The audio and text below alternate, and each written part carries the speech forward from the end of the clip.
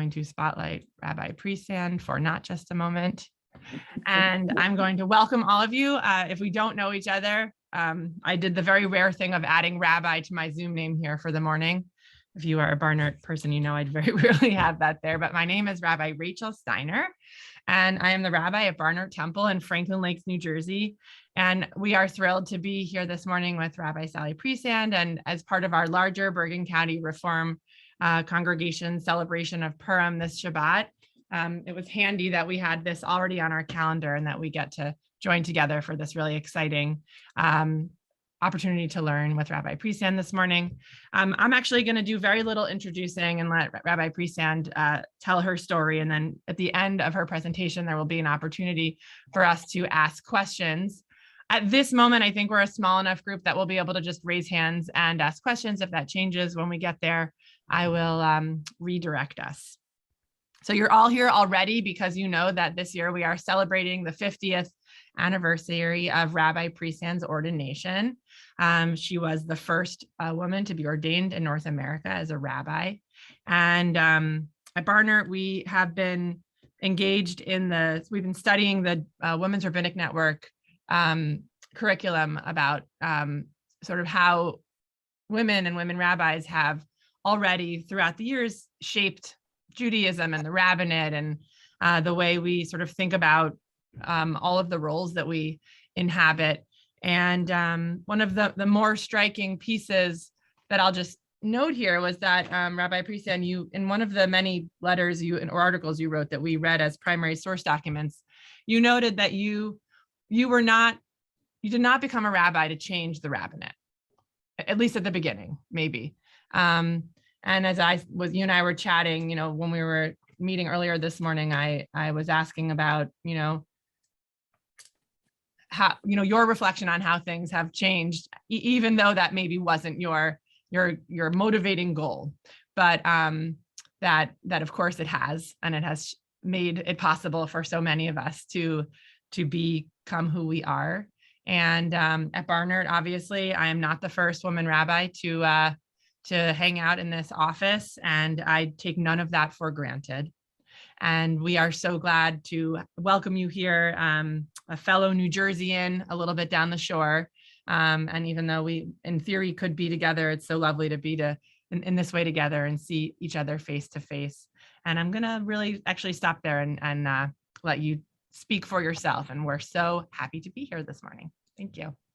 Hey, thank you for that warm and gracious introduction. I'm sorry that I'm not with you in person, but I have not begun traveling again.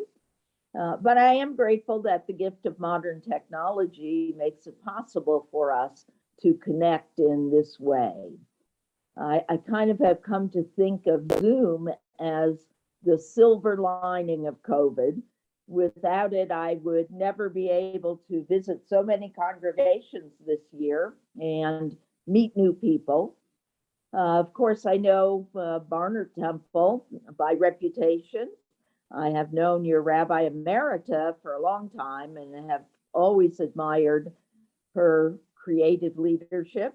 And I know how fortunate you are to have Rabbi Steiner at the helm, sharing her gifts of heart, mind, and spirit with all of you. And may that sacred covenant that exists between you continue for many years to come. And I'm also pleased to hear that others from the community are joining us.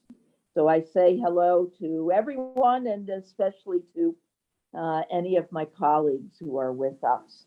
Today, I want to tell you a little bit about my journey to the Rabbinate and share some reflections on my career as the 50th anniversary of my ordination approaches. And as you heard, there will be time at the end for questions.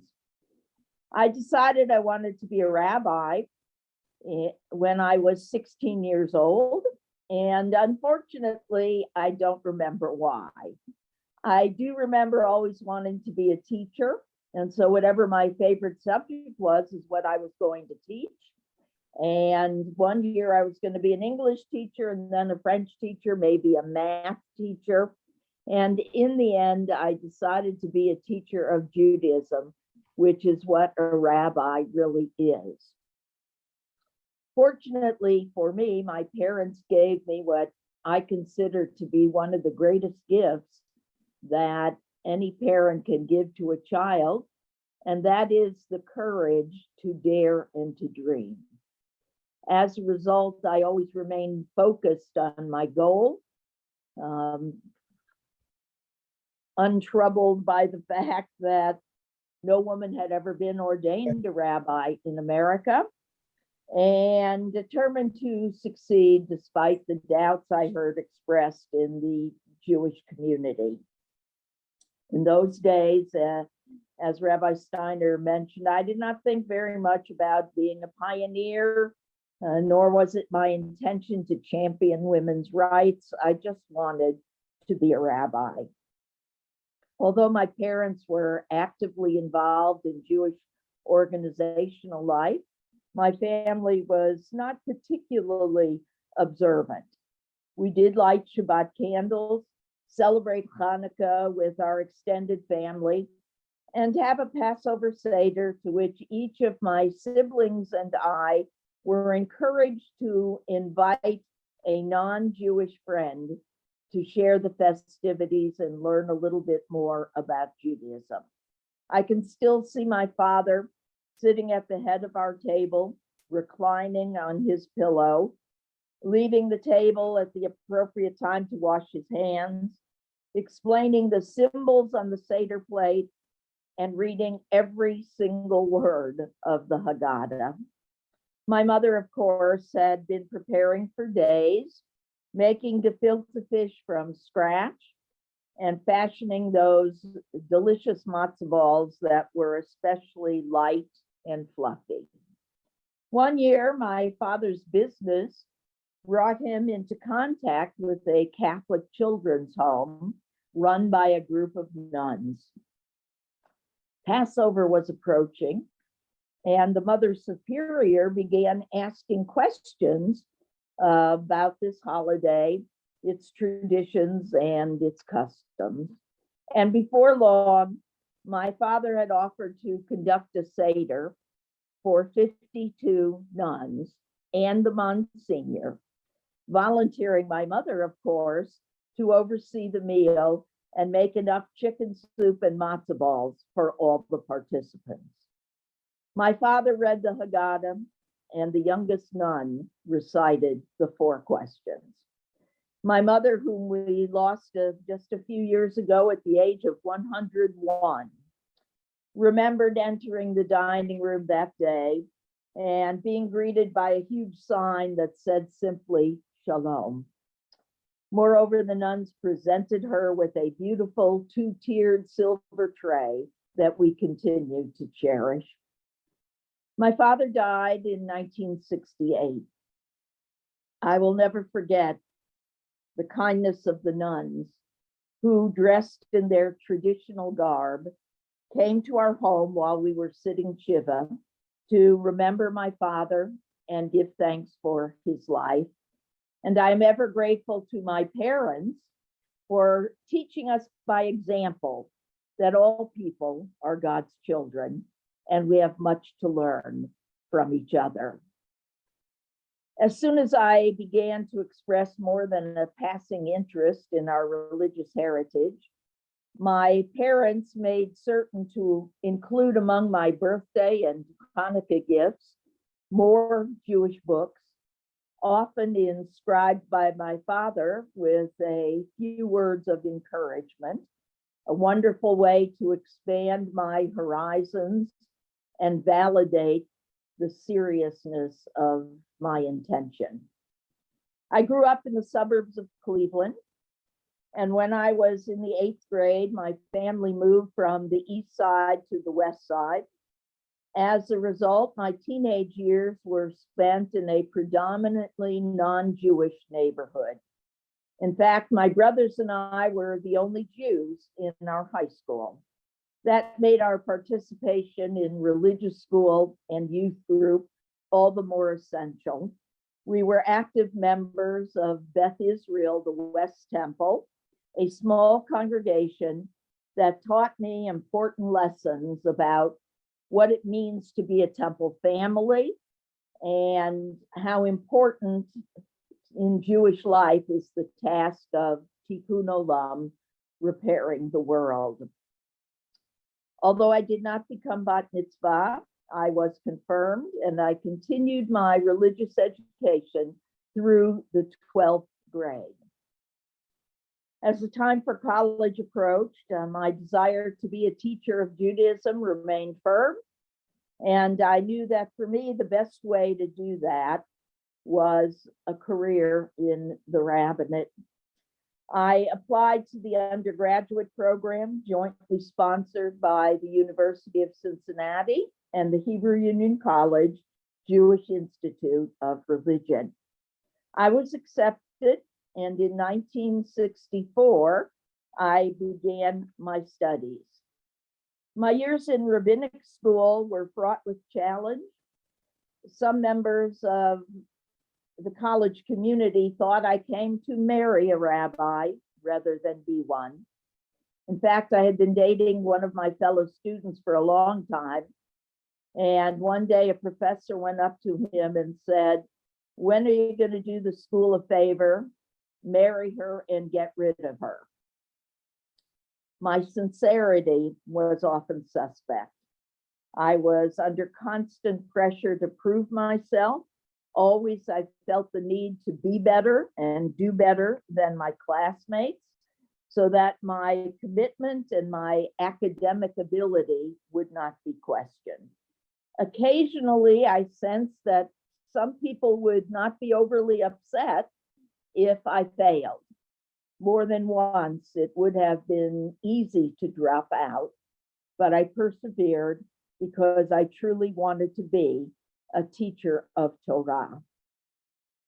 Happily, I had the support of Dr. Nelson Glick, at that time president of the College Institute, who gave me his unqualified support and took care of a lot of little problems in the background that I probably never even heard about. Unfortunately, he died the year before I was ordained.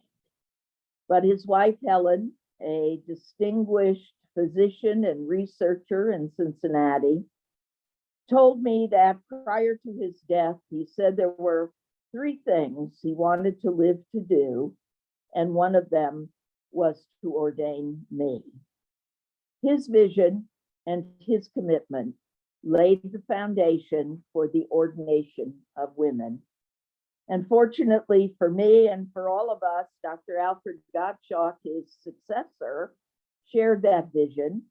And when he became president of the College Institute, he made the dream a reality by ordaining me on June 3rd, 1972, together with the 35 men who were my classmates. Only in recent years have I come to understand how bold and daring that action was on his part. Apparently, certain members of the faculty tried to convince him that I should not be ordained. 50 years ago, I did not really realize the amount of pressure he was under, nor did I understand the courage it took for him to step into someone else's shoes and fulfill a mission someone else had begun. How grateful I am that he was willing to do that and to affirm the equality of women in the Reformed Jewish community. Finding a job was not all that easy. Some congregations wanted me for my publicity value, to be able to say that they were the first to hire a female rabbi. Others would not speak to me at all.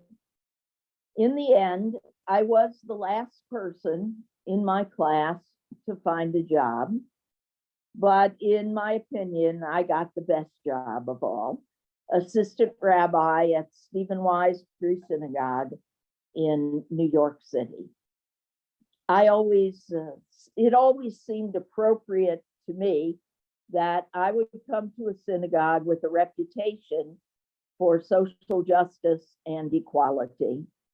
Rabbi Edward E. Klein, my senior rabbi, always took great pride in being introduced as the first equal opportunity employer in the American Rabbinate. I stayed at the Free Synagogue for 7 years, and to be honest, the circumstances under which I left were not all that pleasant. I hoped I would be given a chance at some point to be the senior rabbi, but that was not to be. Neither that synagogue nor any other was ready nor willing to grant the title of senior rabbi to a woman. Indeed, for 2 years, I was unable to find a full-time position. I served as a chaplain at Lenox Hill Hospital in New York City and accepted a part-time position at Temple Beth El in Elizabeth, New Jersey, a synagogue of older members who were always very warm and welcoming. In 1981, I became rabbi of Monmouth Reformed Temple in Tinton Falls, New Jersey, a position I was privileged to hold for 25 years. The decision to retire 15 years ago was my own, believing as I do that rabbis and a lot of other people should know when to leave. It's always wise to say goodbye when people still like you. I did choose, however, to remain in my community. And as Rabbi Emerita, I worship at my temple every week, enjoying, as I do, the view from the pew. I've never regretted my decision to enter the rabbinate, and clearly my life has been enriched by the people I have been privileged to serve for nearly 5 decades now. I'm grateful to God that part of my life's work has been to open new doors for women in the Jewish community. But at the same time, I have tried never to lose sight of the larger mission of the Jewish people, which is to derive from the words of Torah a set of values and a sense of holiness that will enable us always to be partners with God in completing the world. What that means from my vantage point is not only participating in the task of Tikkun Olam, but creating a Jewish community based on equality and inclusivity. Remembering that all of us are God's children, and as such, we should all have the opportunity to fulfill our creative potential to the fullest. My experience tells me that we are richer for the gifts that female rabbis and female leaders bring to our shared task. Rethinking previous models of leadership and opening doors to partnership and networking and empowerment.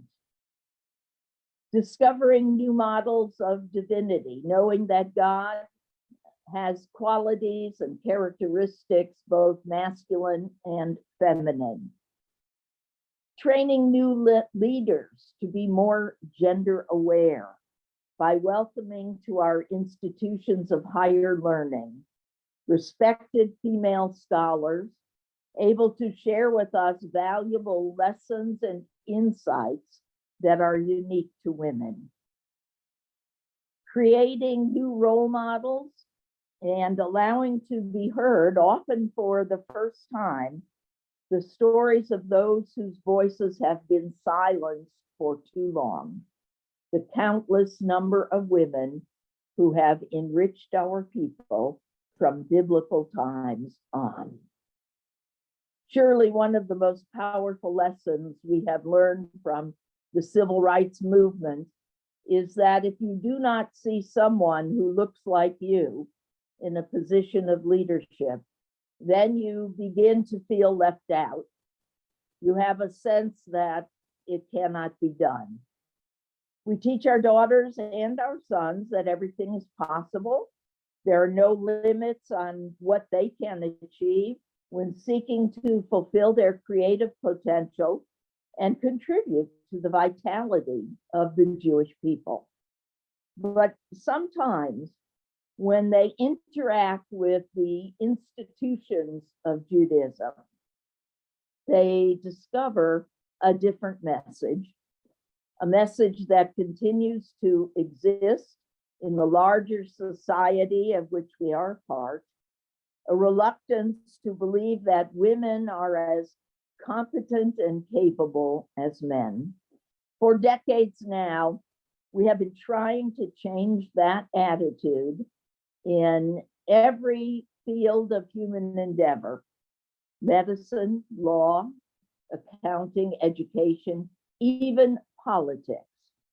For the sake of our survival, we need to continue to strive to change that in the Jewish community as well, to make certain that our daughters and granddaughters can be whatever they want to be, that they have not only equal opportunity, but equal pay, and that they are free from all forms of sexual harassment.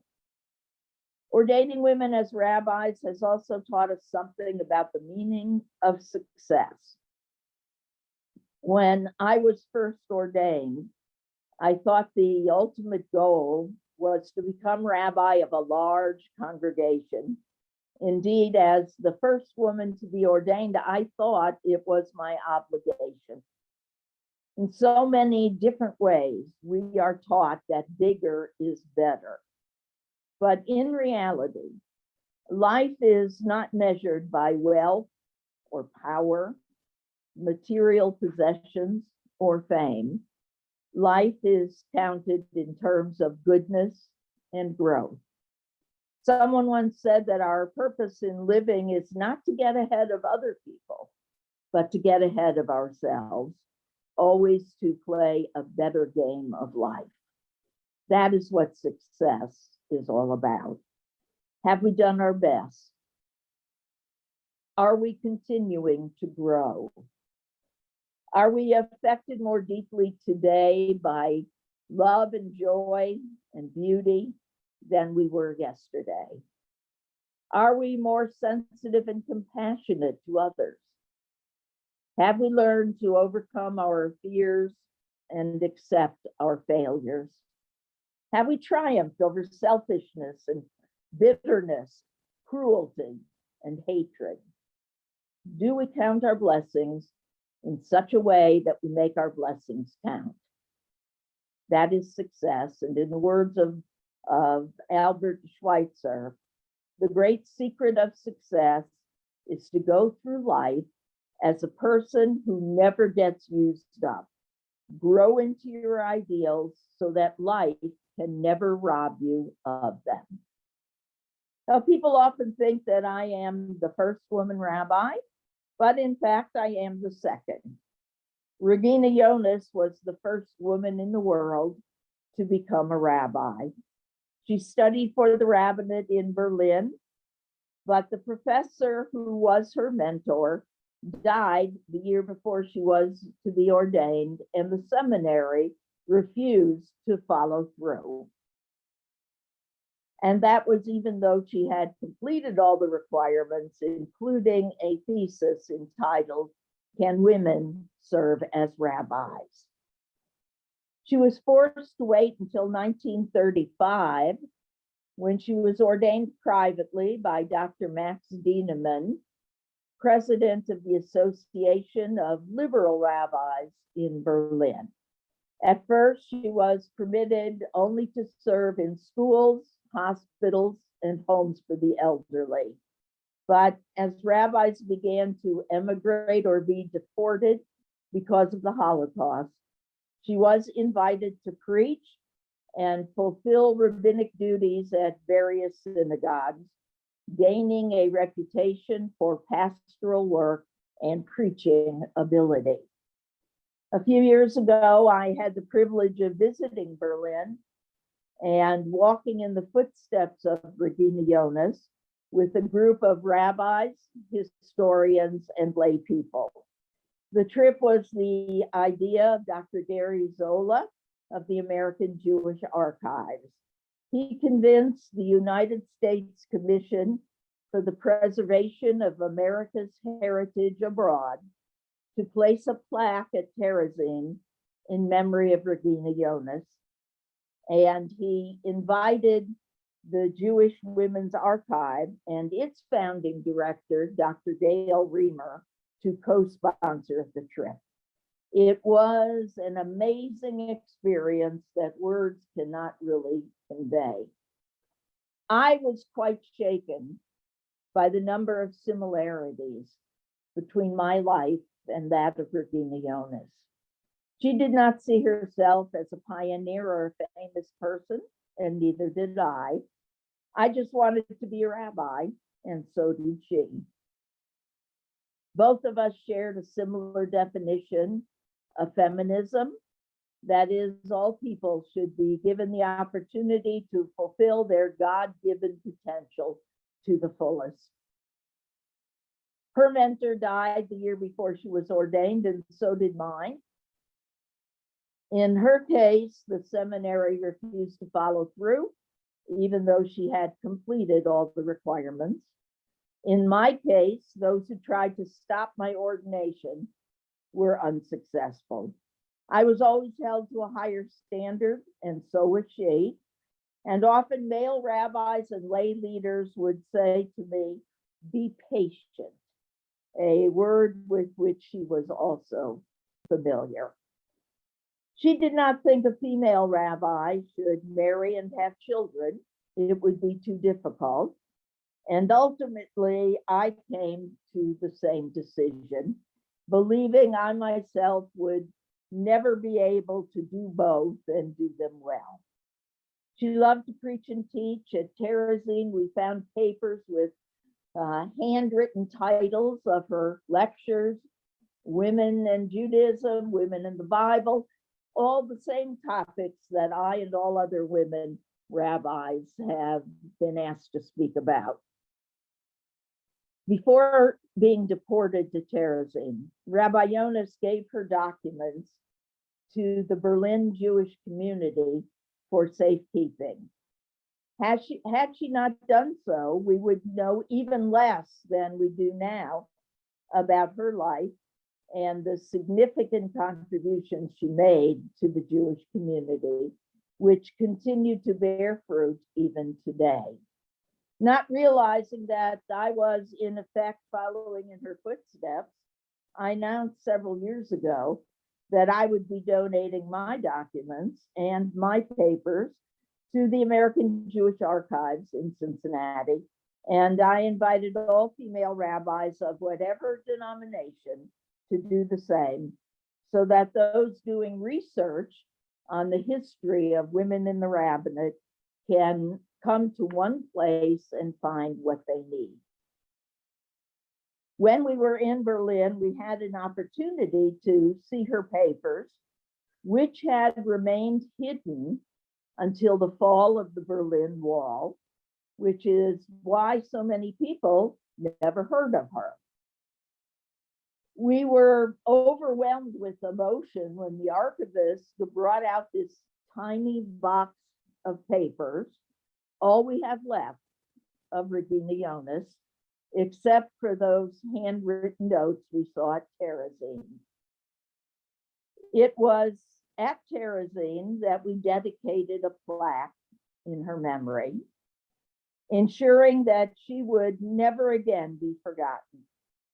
Participating in the ceremony were, among others, Helga Hoskova, an artist who at that time was one of the 100 remaining survivors of Terezin, and her son and granddaughter, who provided music on the violin and organ for the ceremony.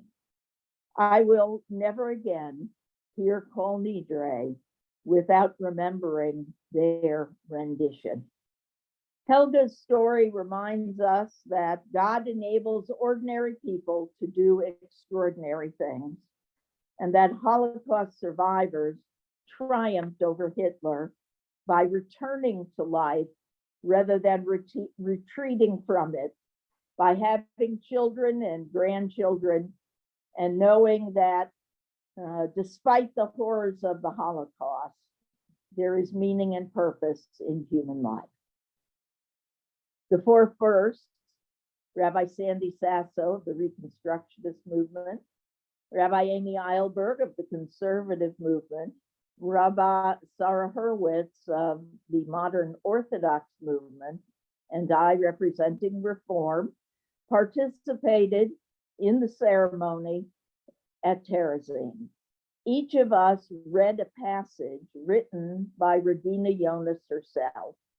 And this is part of what I chose to read. I hope a time will come for all of us in which there will be no more questions on the subject of woman. For as long as there are questions, something is wrong. But if I must say what drove me as a woman to become a rabbi, two elements come to mind: my belief in the godly calling and my love for people. God has placed abilities and callings in our hearts without regard to gender. Thus, each of us has the duty, whether man or woman, to realize those gifts God has given. If you look at things this way, one takes woman and man for what they are, human beings. Every time I read that, I'm amazed that these words were written in the 1930s. And there was something quite remarkable that day about giving life to her words and affirming our connection to her. Then we recited El Mole Rachamim, perhaps the first time that this memorial prayer had ever been recited for Rabina Jonas. As I think about her, one of the things I admire most is that she chose the well-being of her people over her own self-interest. She could have escaped the horrors of the Holocaust, but chose instead to accompany her people to the concentration camps, to continue to minister to their needs and help them find meaning and purpose in the values of Jewish tradition. We cannot help but stand in awe of her courage. We return from our journey prepared to tell her story, to ensure that she is given her rightful place in the chain of Jewish tradition that binds together all the generations of our people, past, present, and future, and determined to make certain that her yahrzeit would be observed from year to year in synagogues of all denominations.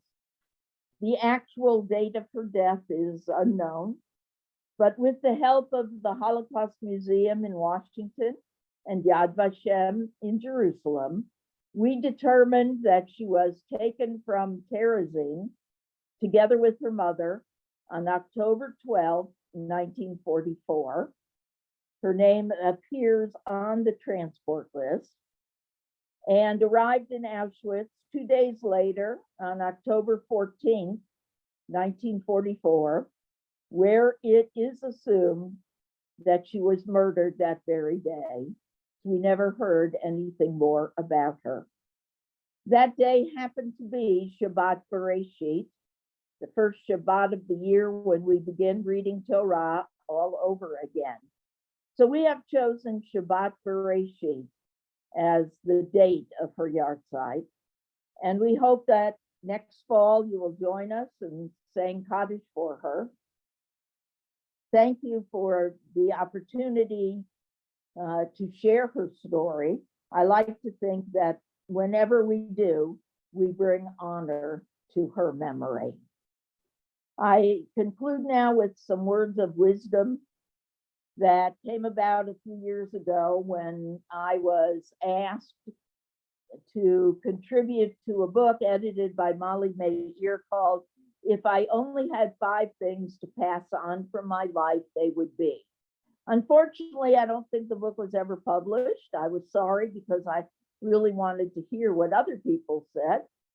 But I have found over the years this to be really a very good exercise, particularly just before the holy days, maybe Slichot, when we start to take stock of our lives. I recommend it to you as an opportunity to think about what are the 5 things that you would pass on from your life. And I'm going to share with you my 5. First, know yourself and be yourself. When I was in rabbinical school, I always assumed I would marry and have children. In fact, I used to say that in my synagogue, there would be a nursery next to my study. After I was ordained and began serving God and the Jewish people, I discovered that I would never be able to have a career and a family and do both well. I stand in awe of those who can, but I know that I'm not one of them. I chose to devote all my time and energy to my career, and I have never been sorry, because I know that the people whose lives I touch are now part of my extended family. Number 2, don't worry. There are moments in every life when worry overwhelms us and inhibits our ability to function. For those times, I have developed my worry rule. Sit down every morning for 10 minutes and worry as much as you want. Then get up and welcome the opportunities for growth and for good that each new day brings, and make the most of them. There will be another 10 minutes tomorrow to worry again. Number 3, always try your best. Many people hesitate to try new things because they are afraid of failure. I believe the only true failure is in never daring to fail. Success feels good, but there is nothing wrong with failure as long as we try our best and learn from our mistakes. The world moves forward every day because someone is willing to take a risk. Live with humility. Our sages taught people should have 2 pockets so they can reach into one or the other according to their needs. In one pocket, there should be a slip of paper with the words, "For my sake was the world created." And in the other pocket, the words, "I am but dust and ashes." In our day and age, humility seems to be a forgotten virtue. Being humble does not mean that we should deny or negate our achievements. On the contrary, taking pride in what we have accomplished brings great joy, but pausing to remember that we do not stand alone is even more enriching. Saying thank you on a regular basis to God, who gives us the power to create, and to others who have helped us along the way, keeps us from becoming arrogant. And finally, maintain your sense of humor. One way to deal with life's difficulties is by discovering and embracing the healing power of laughter. Many a tense moment has been relieved by bringing a bit of humor to the situation. An old Yiddish proverb advises, "Weep before God, laugh before people." Learning to laugh soothes the spirit, and learning to laugh at yourself keeps you from taking yourself too seriously. Laughter is contagious, and it makes the world a more pleasant place. As I come now to the end of my remarks and prepare to take your questions, let me share with you my favorite poem, "The Road Not Taken" by Robert Frost.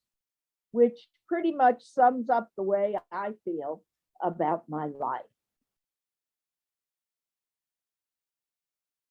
Two roads diverged in a yellow wood, and sorry I could not travel both and be one traveler. Long I stood and looked down one as far as I could to where it bent in the undergrowth. Then took the other as just as fair and having perhaps the better claim, because it was grassy and wanted wear.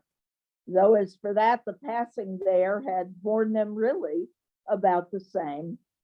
And both that morning equally lay in leaves no step had trodden black. Oh, I kept the first for another day, yet knowing how way leads on to way, I doubted if I should ever come back.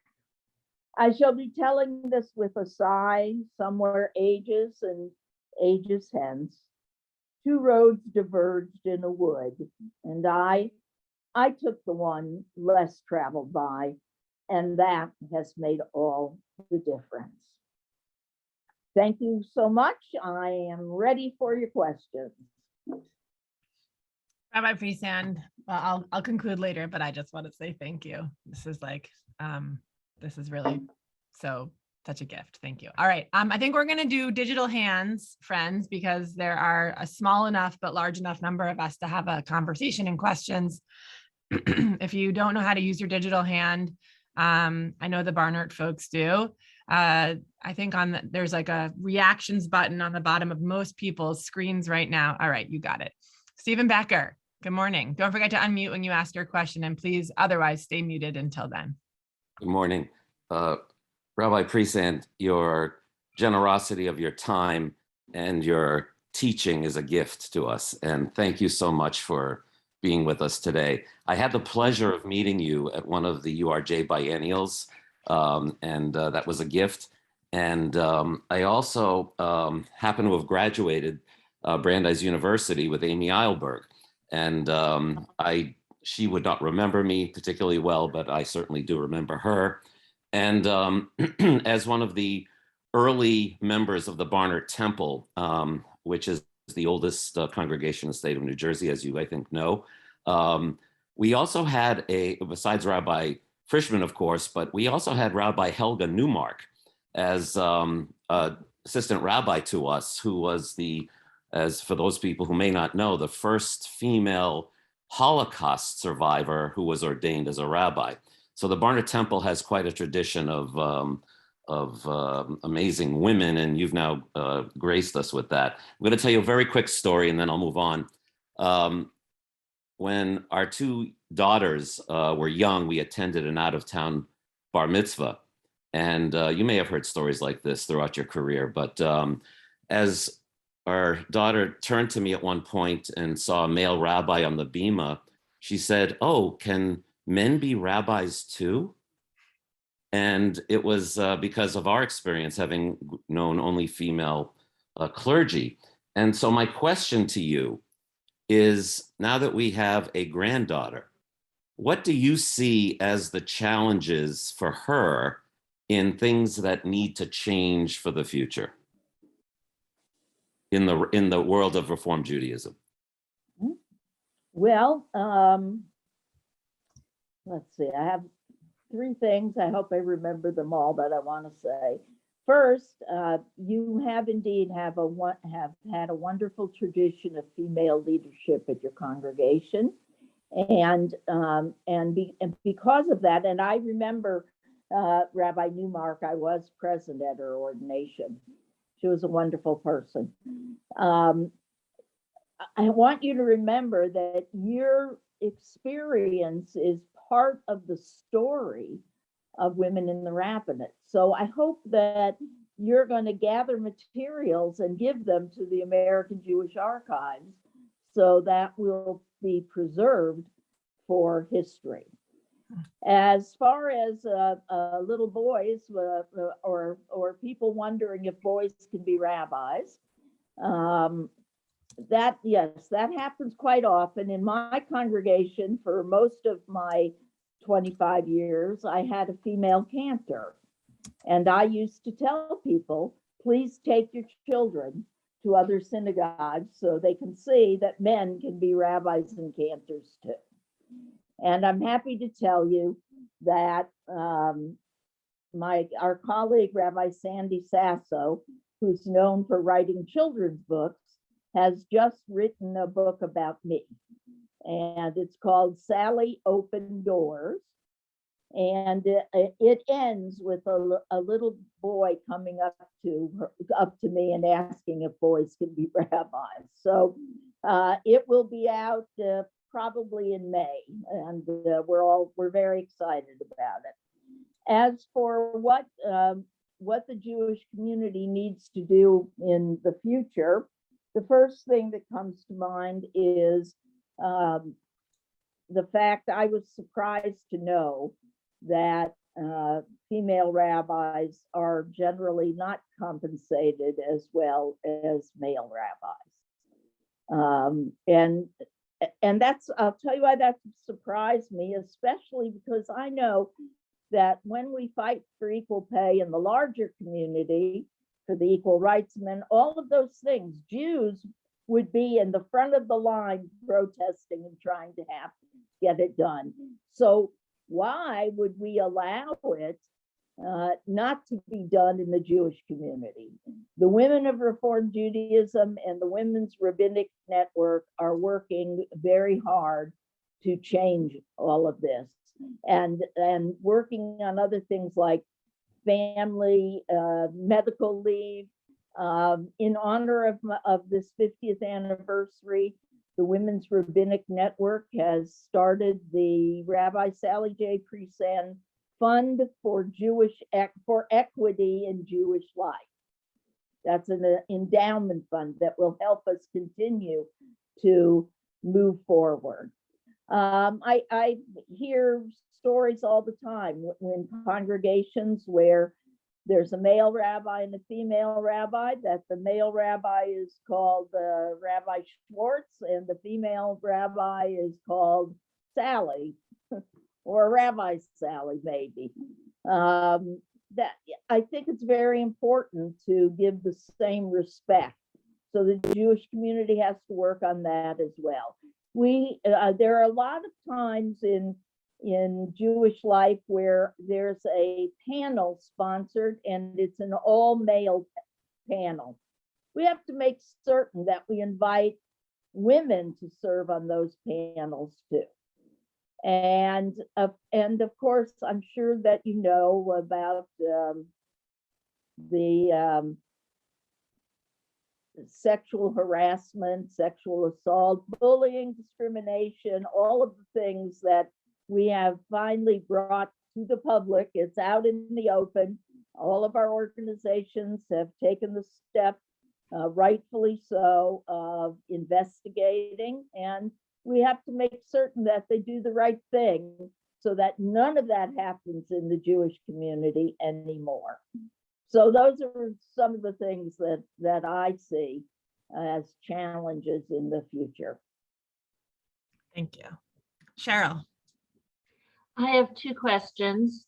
One, what would you like your legacy to be? And two, how do you feel your background influences your teaching of the matriarchs in the Torah? Well, my legacy, quite frankly, my legacy is going to be that I opened new doors for women in the Jewish community, and that's fine with me. I think that the other part of that is not only did I try to open the doors, but I tried to keep them open, to hold the door open, and it gives me a great pleasure to know that we have 835 women in the Reform movement who have been ordained as rabbis, and in all denominations, we are well over 1,000 around the world. And how does my background? Well, obviously, female rabbis have a tendency when they read Torah to look at things a little differently and to make certain that the women in the Torah are taught about and mentioned.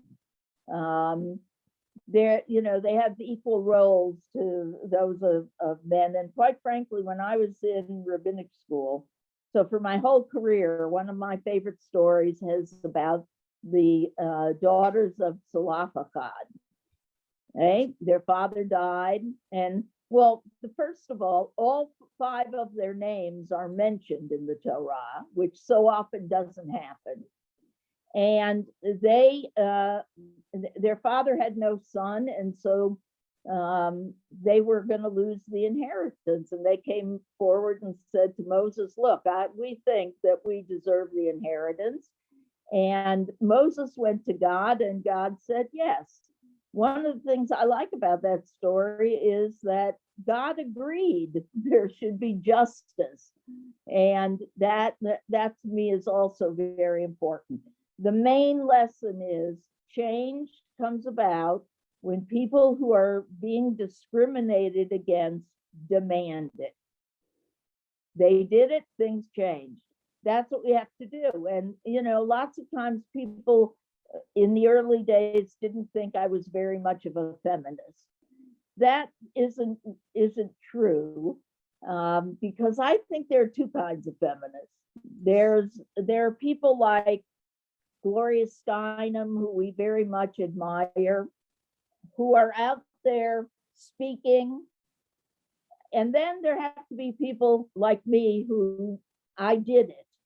So I became a role model that the people who are speaking can point to and say, yes, it's possible. So there are 2 kinds of feminists. And I've, over the years, tried to, I guess, combine both of them into my life. Thank you. Arlene. Hi, yes, I loved hearing you speak this morning. So much came to mind. First of all, we are probably exactly the same vintage. So I grew up with this persistent feeling that girls can do anything, and why did I have to do this, that, and the other thing? So I became a math major, computer science, but what really resonated with me was that I started losing my hearing as a young adult, and I am deaf and I have cochlear implants, and I wrote 2 books, and the mantra that I kept hearing was, why me, and then why not? And if this is going to happen to me, then something good should come of it. Okay, so this is 50 years of hearing loss. After 25, I get cochlear implant, which is a miracle in itself because it allows the deaf to hear.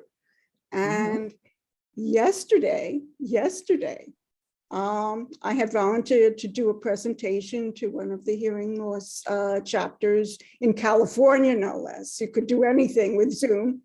And the subject of the PowerPoint was, it's still on my desk, hearing loss, learning from experience, 50 years of my experience. And here I am listening to you, 50 years of your experience. And I will tell you that the name of my second book is Listening Closely, and it has a long story, but it's all spiritual. So my books, if you look for it, are spiritual.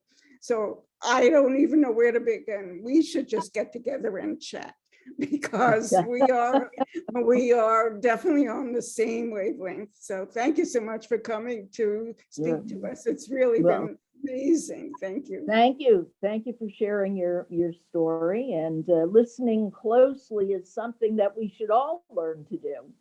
Absolutely. If you take the word listen and rearrange the letters, it comes out silent. You have to be silent to listen closely. Oh yeah.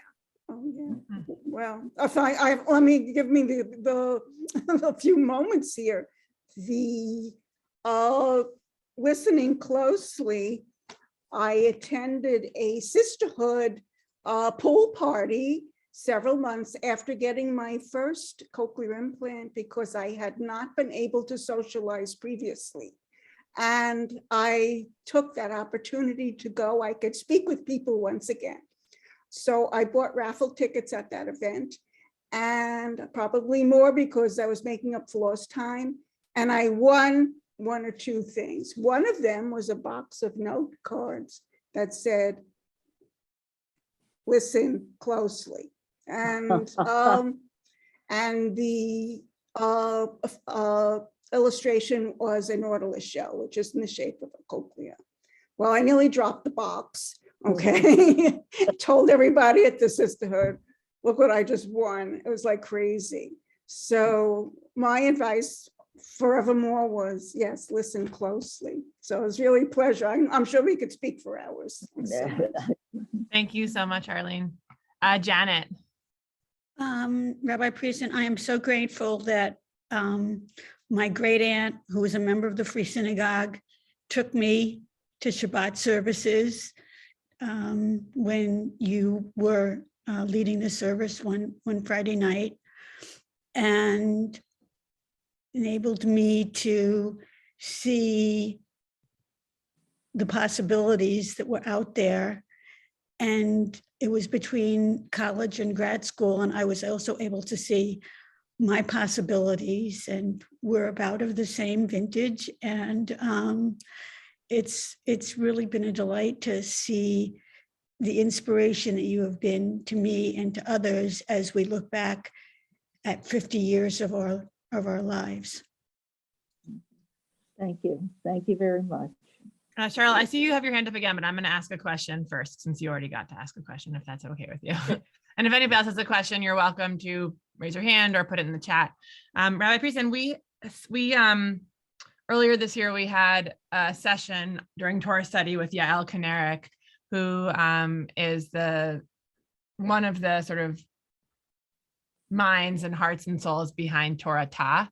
And they are regendering the Bible, right? They're sort of rewriting, not just like making male, female and female, male, but really reimagining how a full 180 changes the way that we engage with the text. And I wonder, really I'm curious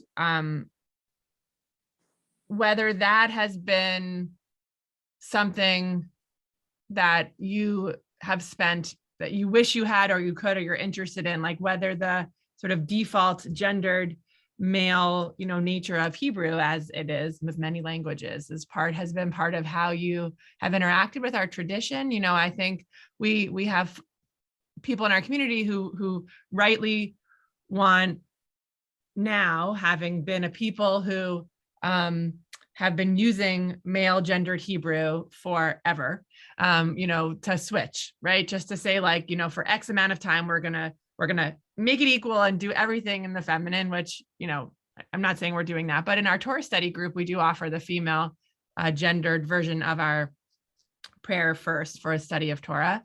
And I'm just curious whether the gendered nature of the Hebrew language, was it all part of what it meant to wrestle with, or to become the first ordained woman in North America? And I don't know, I'm curious, in part because of the way I did or didn't interact with this as being something that was prescient for me as a young person. So, well, just going back, I grew up with the prayer book that always referred to God as He. Yeah. And didn't include the mothers of Israel. And so I watched that be a process of change. When I came to Monmouth Reformed Temple, I used to make the changes in language myself. Now, I'm talking about English, not Hebrew. I can see where obviously some people are more comfortable doing that in the Hebrew too. That's not one of the challenges that has been up there at the top of my list. But in my congregation, I would make all the changes in English and read it however I wanted to read it. And I waited for the congregation to say, maybe we should make those changes too. And that's what we did. And when we created our own liturgy or anything new, we always made certain to make those changes, what I have found most comfortable is referring to God as you. It's a personal relationship that you have when you think of God as you. And it enables you to imagine God any way you want. And that's why we have so many different images of God in the prayer book. Sometime you should just take the prayer book and go through it and make a list of all those different images. And when Moses was sent back to Egypt to free the slaves, he said to God, "Who shall I say sent me?" Kind of, and the Torah says, "Eheyeh asher eheyeh," which is often translated, "I am that I am." It really is, "I will be what I will be." But to me, what it means is God's saying, "I will be whatever you need me to be at a particular moment in time. You need a parent, I will give you unconditional love. You need someone to listen, I will be your friend. You need strength, I will be your rock." So to me, God is different things at different times, and it's kind of like going to a museum, looking at a statue. What you see in the statue depends on where you're standing. Somebody's standing here and somebody's standing here, they see different things. So the English, changing the English, I have been involved in that since the beginning. And I'm always among the rabbis listed in way back when, like in the first Haggadah, the Baskin Haggadah, I believe it is, Gates of Prayer. Those books always list me as one of the rabbis who contributed, because I always did speak out and say, no, you got to do it this way. Thank you. All right, Cheryl, I'm going to take Debbie and Chani, if it's okay. I also saw that you put your question in the chat. So let's see how these all sort of come together. Debbie. Thank you. Sure. I loved listening to you today. And you don't know this, but you influenced my life in a big time way. I was a senior in high school when you were ordained, and I'm the daughter of a Reform rabbi. And my calling was not Bernie Zlotowitz. was yes. Yes, knew him very well. Yes, you did. And he said to my growing up, that I couldn't be a rabbi, and it wasn't my calling to be a rabbi, but I was determined that if he said I couldn't be a rabbi, that I would pursue that calling. And the Reform rabbis in Long Island got together after services once a month. They were all late night kind of guys. And I remember when they came, the next time it was at our house, just running down those stairs to say, aha, what do you mean, all of you, that a woman can't be a rabbi? Of course she can, with the papers that must have come in our house from after your ordination. And I don't even know if it was that I was reading them in the HUC papers or what it was, but I had those papers that I had saved them, that I'd cut out from the newspaper, and was so proud of you. And you influenced my life in many ways. And so it is my pleasure to meet you and to listen to you. Thank you. Well, thank you so much. Honey. Thank you, Rabbi Priesand. It was really beautiful listening to you. My question is about patience and about change. You were told to be patient. Regina Jonas was told to be patient. I'm noticing even the question Rabbi Steiner asked could not have happened had you not first been ordained, right? There is this like progression that happens in time, and then we shift our reality with time and space. How do we stay impatient how do we stay with patients and allowing change to take time in the way that you have? I'm just kind of like asking, how do we create space for that patience and for time to do what time does? Oh, that's quite a question. I'm trying to just think back of when people would say to me to be patient. There were a couple of things. When I was in rabbinic school, I would be in social situations where it never failed, at least one person would come up to me and tell me why women shouldn't be rabbis. And I would listen, and when they got done, I would say, thank you for sharing your opinion, and I'd walk away, because I don't really think that you get anywhere by arguing with somebody who has already made up his or her mind, and you just have to do it. So I think one of the things is to be patient in following your goal and focusing on it. The other thing, be patient, but don't be afraid to speak up when it's important. For example, the only time that I ever considered leaving the rabbinate was when I left the Free Synagogue and I couldn't find another job.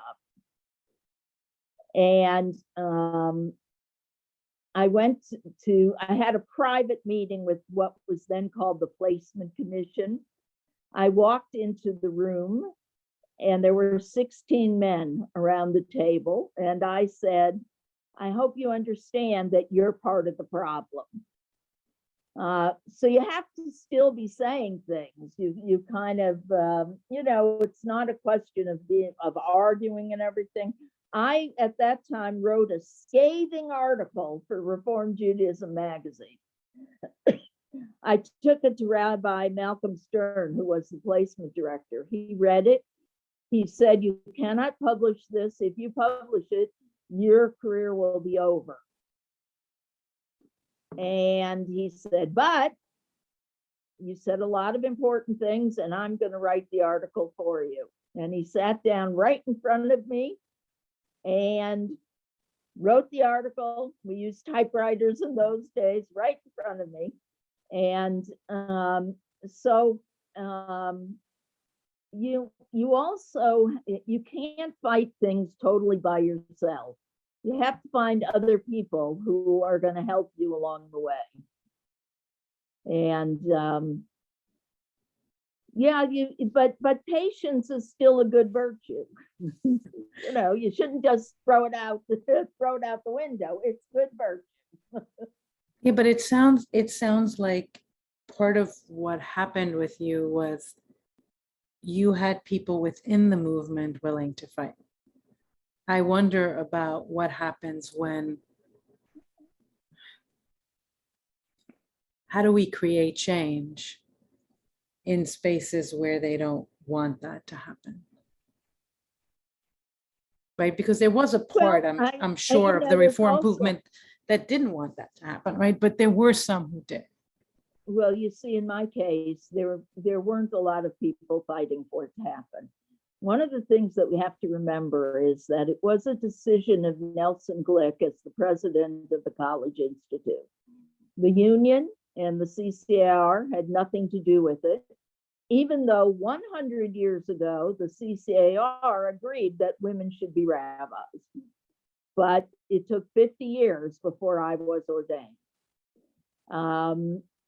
So it was the courage of this one man who decided, and then he sent me out while I was still a student to talk at congregations around the country. And I remember once going to a congregation, 1,000 people came, and it was a conservative congregation. I was just, I was really young, and I'm very much a private person, and it was hard for me, but it was good. It was the only way really that people started to know there was going to be a woman rabbi. The union and the CCR really did nothing. They should have been preparing congregations, you know, and they didn't do that. So I'm sure that, and this is how I feel today about, you know, when 50 years ago, most people were aware of only two sexes, male and female. Today, we know there are lots more. Okay, we have transgender, non-binary, LGBTQ. We should be preparing congregations now for all the people who are coming into the congregation as members or who are studying to be clergy. And that's something that by the way, I gave the Founders Day address last week, and I said that we shouldn't just, you know, we should be proactive. Thank you. And Thank you and so you know, much. that wasn't true when I was ordained. They were more reactive. So Cheryl, I don't know if you agree, but I think that Rabbi Priesand has answered some of these questions. So Cheryl asked in the chat, what are some of your goals for the future? Goals for the future.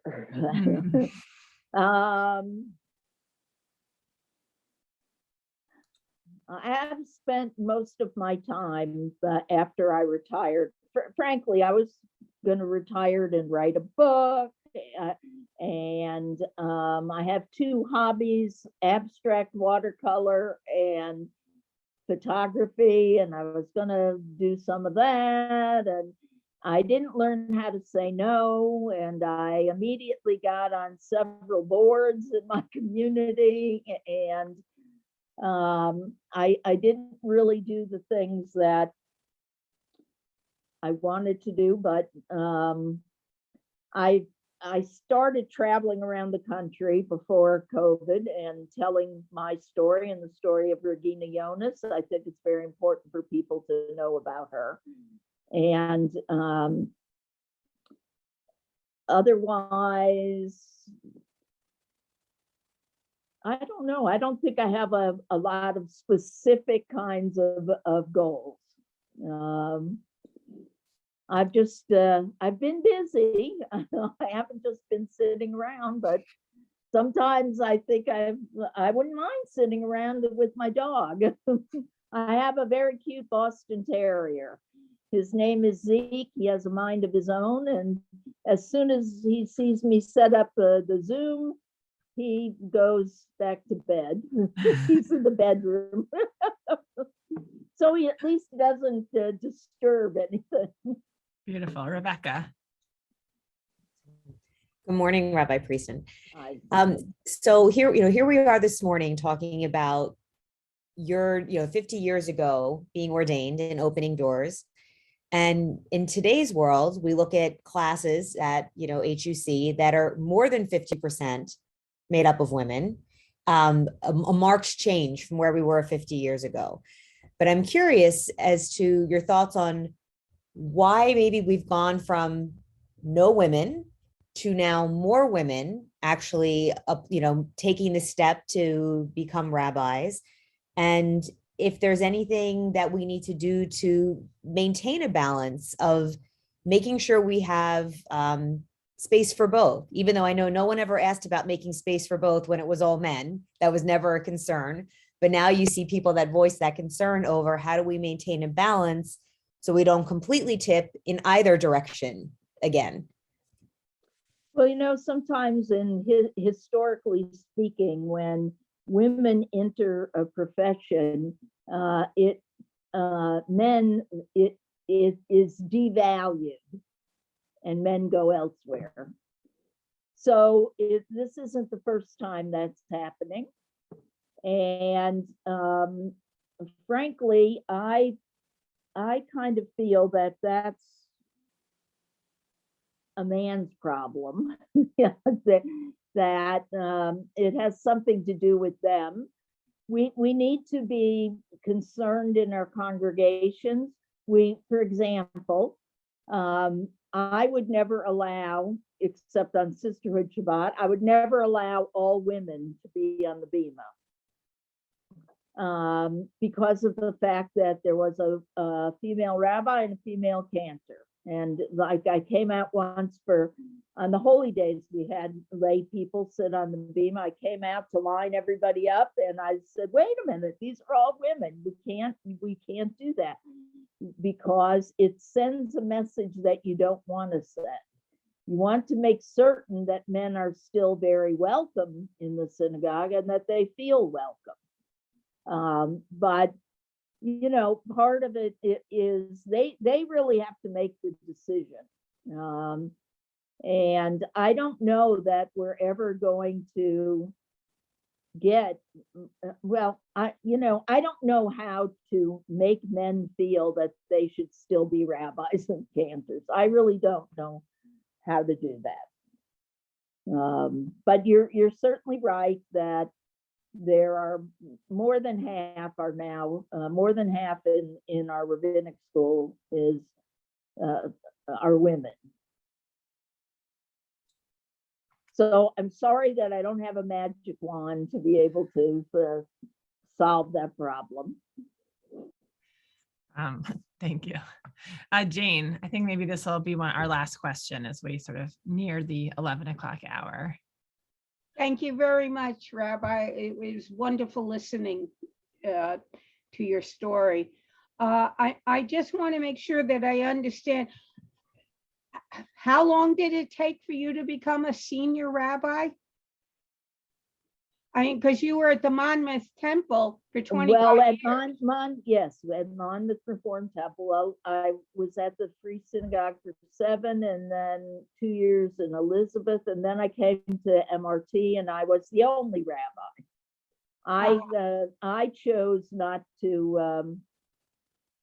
I chose not to go on and try to find a large congregation. My congregation really taught me what I said about success, and that it wasn't necessary for me to go be in a big congregation, that we created a wonderful temple family. And that's part of the reason why when I retired, I didn't move away.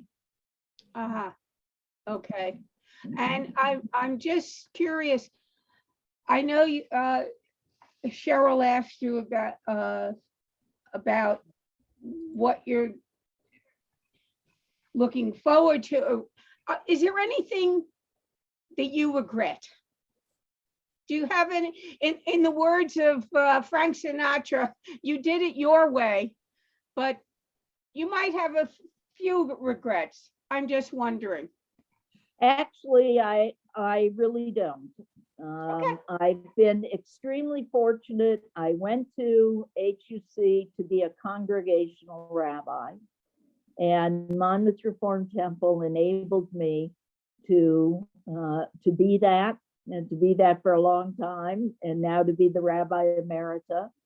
And they were always very warm and welcoming and gracious. They enabled me to experiment, to be creative, to have ideas, and they were always willing to follow me when I came up with some crazy ideas. But they, we all worked together, and they kept me grounded because they didn't think of me as the first woman rabbi. I was just their rabbi. And that was very important. Thank you. Mm-hmm. So I think just to wrap us up, I will just say that I also knew I would become a rabbi from about the age of 15 or 16. And I guess I never thought about whether I could become a rabbi, even though I didn't have a woman who was a rabbi for most of my growing up in New York City. And that's one of the ways I think that at least my generation of women in all kinds of ways sort of took for granted what it was like to stand on shoulders of people who had to fight fights that that we really didn't have to fight. It's not that there aren't things still to work on, but I just want to, I know this was not the reason you became a rabbi, Rabbi Priesand, but I want to say thank you for allowing me to grow up and know that I could be me without having to worry about whether that was possible. And it's a little like fangirly, you know, the way that we had Alana Arian here on Friday, and a very sweet 7-year-old who thinks Alana is, you know, the biggest of all the rock stars in the world out there on the bima with her. I feel a little bit like that to be learning with you this morning. So I really just want to thank you for being you and for coming here with such openness and for inspiring all of us to just be who we are, which I think is so much part of your Torah here. And hopefully we'll see each other again, and maybe in another world somewhere in this great Garden State we'll be in person. But Zoom is an awesome way to be together like this, especially on a cold day where we all lost an hour of sleep and nobody had to leave their homes to be together. Well, I did. Yeah. So thank you so much. Thank you for inviting me. And yes, I hope our paths will cross again. Yes. Wonderful. Stay warm, everybody. It's getting warmer this week. Rabbi Priesand promised. So yes. Yes, it does. Thank you. Thank you. Thank you. Gracias. Thank you so much.